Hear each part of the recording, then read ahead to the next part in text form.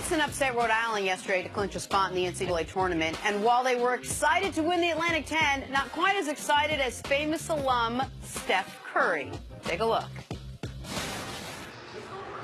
Throw it, touch it. Ball game. We dancing, baby.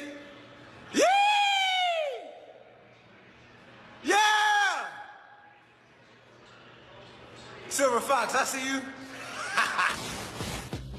First of all, it looked like Steph maybe was laying on the ground, taking a picture up at this, like, mounted television. Awesome. The Davidson head coach, Bob McKillop's one of the best coaches in the country. He's had the opportunity to go other places. He has stayed at Davidson. Obviously, they had the amazing run with Steph Curry. Back in the tournament's awesome, though. It's a great story, and it's a really good school. Got to follow your squad. It's always nice. Davidson, outside of Steph Curry, what do we know about them? Nothing.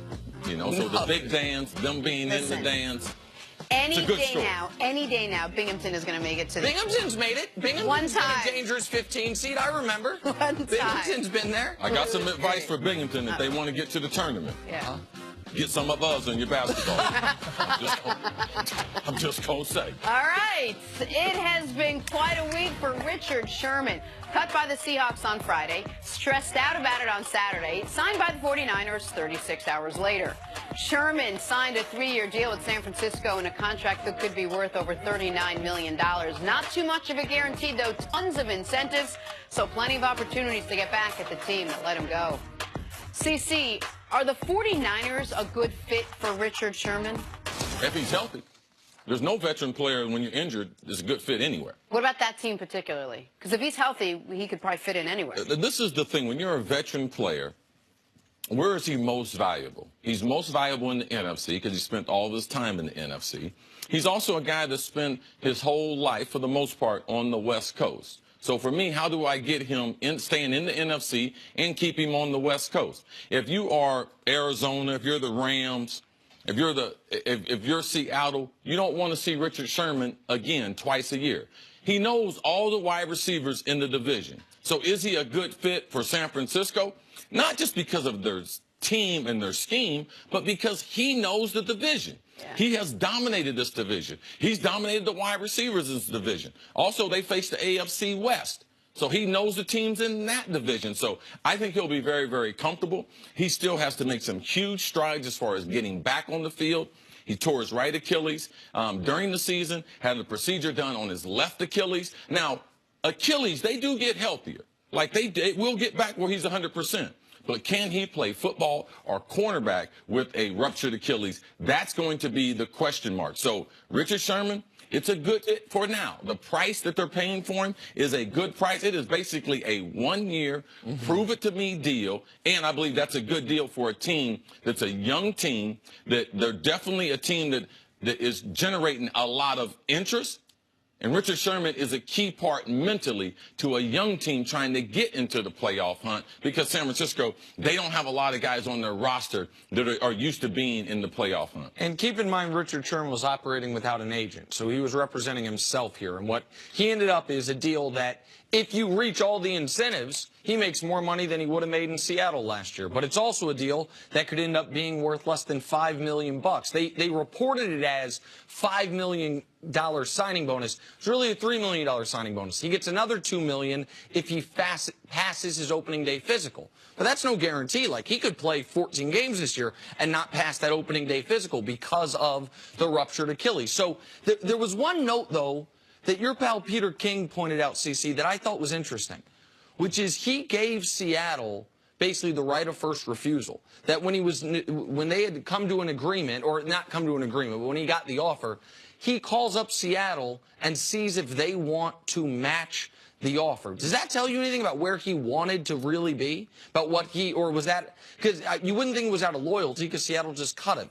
The fact that he went out and got this offer, and before he agreed to it, he calls Seattle and see if they want to sign it. Does that mean anything to you?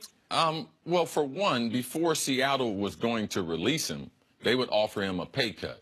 So trying to go back to the team after you sign, it's too late. And because of the salary cap, the team is taking a hit once they cut you. Why would they be interested in signing you back unless it was at a drastically reduced price? So, no, I'm not surprised. He's worth more in Seattle because they know him. But no, I'm not surprised. I told you last year, when him and the coach were going at it, this would not be the last of them. He would not win that battle. I thought last year would be his last year in Seattle, and I believe Richard talked his way out of Seattle. And as far as if we're trying to check off the boxes CC mentioned, which is stay in the NFC, stay on the West Coast, like you're running, San Francisco is the perfect fit because it's the only plausible option that checks both boxes. You would say, oh, what about the Rams?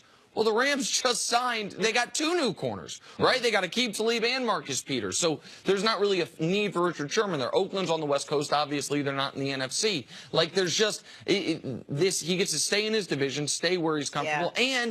And also San Francisco with the Talib thing. San Francisco went after Talib in a trade. He turned down a trade to San Francisco, and I believe right now he's a better player than Richard Sherman is. What do you think the 49ers saw in Richard Sherman that Seattle didn't? Oh, it's the money. I mean, I shouldn't just say it's just the money, but I think Seattle had, if Richard Sherman were, if his contract had run out, right, and he was just a total free agent, there was no dead money associated with cutting him, this is the type of deal Seattle would have at least considered. Now, maybe they want a new culture in there, maybe because, as you mentioned about the young players, they don't want some of the veteran voices when they're trying to get kind of a new wave of talent.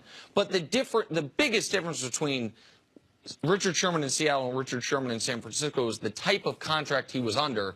If he would have been on the roster day one of next year, it's $11 million you're going to end up paying him for next season.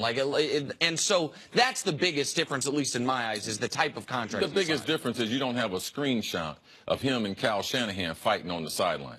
All those great memories we had with Seattle, that tremendous run that they went on. We won't be showing those clips. What will we see? We'll see Richard Sherman the last 2 years, him arguing with the offensive coordinator, him with sound bites about the coach, about we should have done this, we should have done that. That right there got him out of Seattle. It's interesting. All right, coming up, are the Warriors' title hopes dashed without Steph Curry? It's next on First Things First.